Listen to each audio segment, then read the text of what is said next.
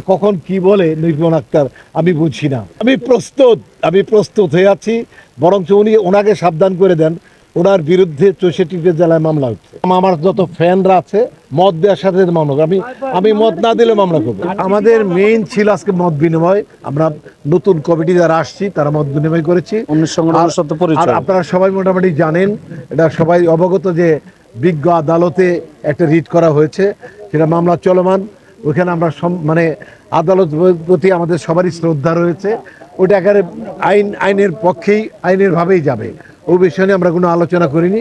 আমরা আলোচনা করেছি যে মিডিয়াতে নানানভাবে বিশৃঙ্খল বক্তব্য আসছে, একজন আরেকজন খাটো করছে, এইটা যাতে আর কন্টিনিউ না করে, এই জন্য আমরা 19 সংগঠনের কাছে দাবি করেছি।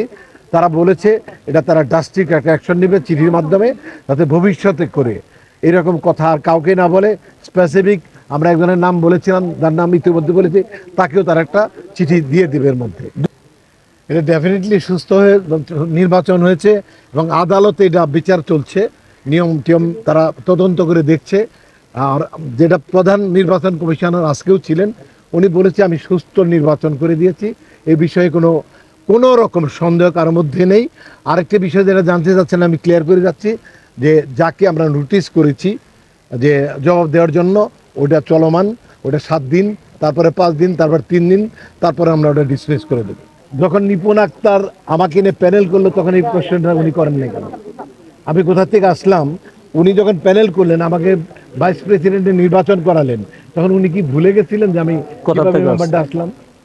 আর একটা for your information for all, যে আমাকে মেম্বারশিপ দিয়েছে তখন প্রেসিডেন্ট ছিলেন সাকিব খান এবং সেক্রেটারি ছিলেন অমিত হাসান।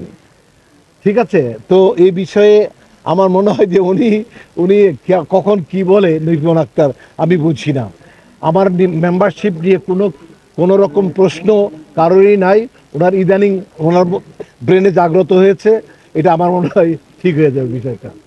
আমি প্রস্তুত হয়ে আছি, বরঞ্চ উনি ওনাকে সাবধান করে দেন, ওনার বিরুদ্ধে 64টি জেলায় মামলা হচ্ছে। একদম আমার যত ফ্যানরা আছে সবাই রেডি করে ফেলছে মামলা। আমি মত দেওয়ার সাথে মামলা করবো।